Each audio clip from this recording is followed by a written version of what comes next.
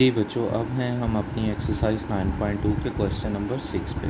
हमने अपनी 9.2 के 5 क्वेश्चन सॉल्व कर लिए थे और उसके बाद अब हम इससे नेक्स्ट आगे चलेंगे। क्वेश्चन 6, 8, 10 में अब आपको इवन नंबर्स में आज क्वेश्चंस करवाऊंगा। जो मिसिंग पार्ट्स होंगे वो आपने क्वेश्चन सॉल्व करने हैं, ख़ुद प्रैक्टिस करने हैं, और अगर उसमें किसी किस्म का कोई प्रॉब्लम आता है तो मुझसे ज़रूर पूछना है। देखिए, फर्स्ट क्वेश्चन है बल्कि इसका 6th क्वेश्चन है। फर्स्ट क्वेश्चन है आज जो हम करने जा रहे हैं मतलब, और वैसे अगर मैं सीक्वेंस में देखूं तो ये 6th क्वेश्चन है। 6th क्वेश्चन था use distance formula to verify that the points A B and C are collinear.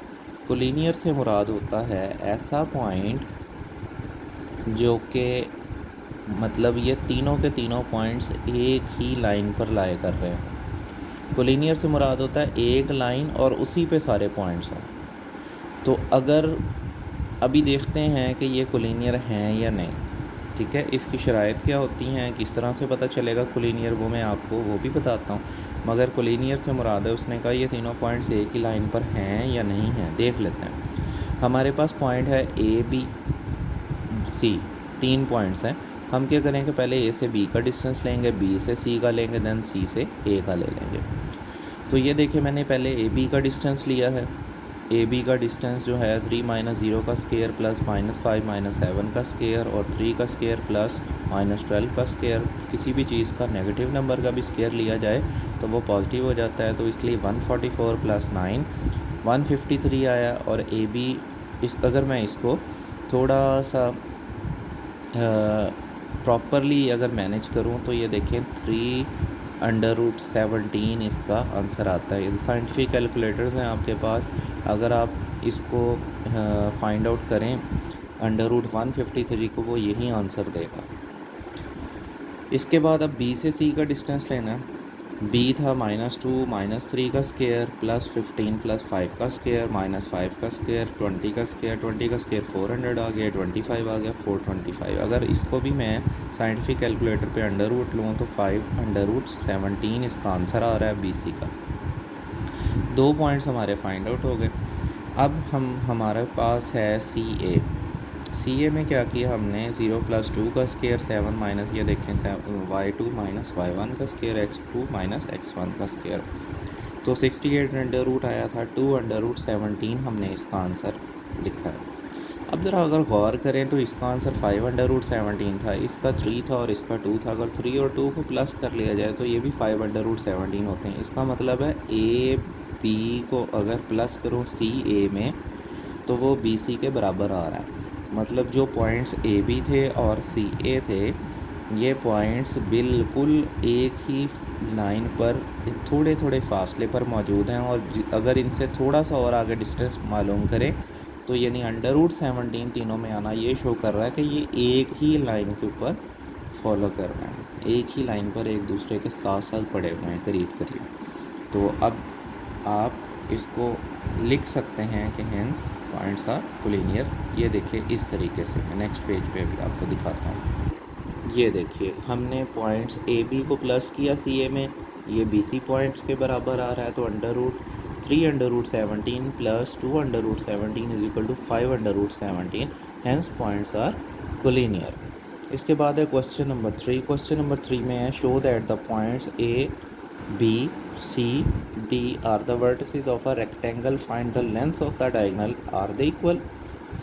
अच्छा, अब हमारे पास क्या चक्कर है, हमने इसको ग्राफिकली ड्रॉ कर लेना। मैंने आपको ग्राफिकली ड्रॉ करके बताया कि कुछ इस तरह से ओरिजिन से नीचे, क्योंकि सारे पॉइंट्स नेगेटिव साइड पर जा रहे हैं इसलिए ओरिजिन से नीचे बनेगा ये।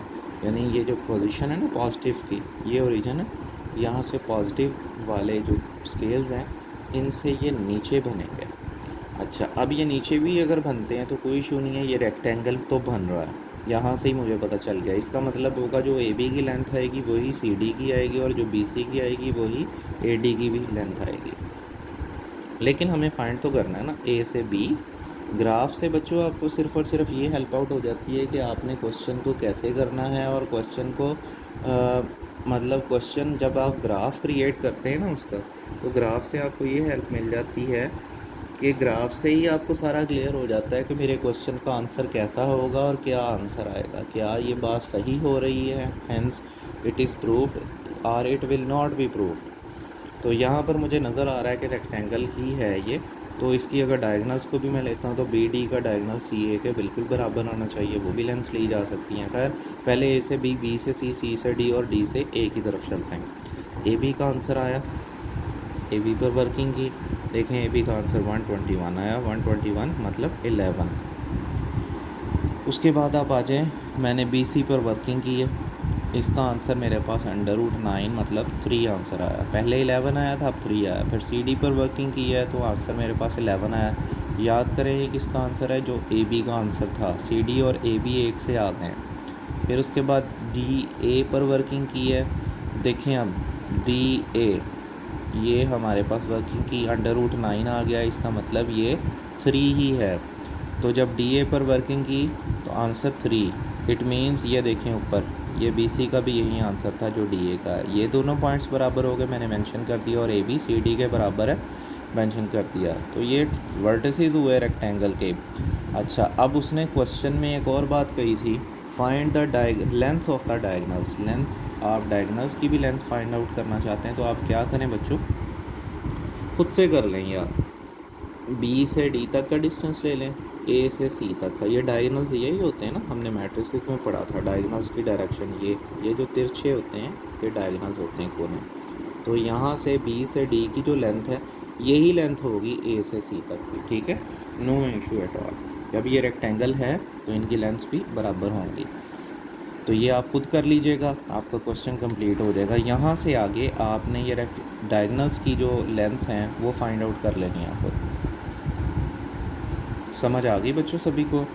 अब इसके बाद क्वेश्चन नंबर 10 है, find the length of the diameter of a circle having centre at C and passing through P. बस ये तो सिंपल सा है, सी पी की हमने डिस्टेंस फार्मूला ले लेना है और लेंथ उसकी डायमीटर की फाइंड करनी है। लेंथ डायमीटर से मुराद होता है, यानी एक सर्कल है ना, तो यहाँ पर इसका हाफ होता है रेडियस, और जो बाकी हाफ होता है, यानी ये सारे को अगर मैं मिलाऊं तो डायमीटर, तो जो आंसर आएगा हमारे पास वो रेडियस का आएगा। तो हम इसको डबल कर देंगे तो ऑटोमेटिकली वो पूरा डायमीटर बन जाएगा। तो सी पी 1 + 3 का स्क्वायर, 3 - 6 का स्क्वायर, ये देखें 16 + 9 25 आया, आंसर आ गया 5। लेंथ ऑफ डायमीटर फाइंड करने के लिए हमने, जैसा मैंने आपको बताया क्वेश्चन में, हाफ रेडियस होता है, फुल डायमीटर होता है, यानी किसी भी सर्कल का बिल्कुल सेंटर से गुजरता हुआ हाफ डायमीटर कहलाता है। तो ये रेडियस का आंसर आया था, इसलिए डायमीटर 2 × 5 कितना आ गया, 10। ये हमारी एक्सरसाइज अब कंप्लीट हो गई बच्चों। एक्सरसाइज 9.2 भी कंप्लीट हो गई है। अब 9.3 में मिड पॉइंट्स फार्मूलाज की तरफ हमने जाना है, और हमारी लास्ट एक्सरसाइज होगी वो फर्स्ट टर्म सिलेबस की। आप अपना काम, इसके बाद मैंने आपका काम ही चेक करना है, अपना काम जो है वो कंप्लीट रखिए, और सारी की सारी एक्सरसाइज की अंडरस्टैंडिंग और कॉन्सेप्ट्स भी आपको होने चाहिए। अगर किसी भी बच्चे का काम इनकम्प्लीट है तो वो उसको कंप्लीट कर ले by the end of this weekend. और मंडे को आप सब ने मुझे चेक भी करवाना है, मैं इंशाल्लाह डिस्कशन भी करूँगा और आपसे टेस्ट भी लूँगा एक शॉर्ट सा ऑनलाइन। तो आप अपने काम को कंप्लीट रखें और अपने नोट्स वगैरह सारे के सारे 9.2 तक कंप्लीट कर लीजिए आज।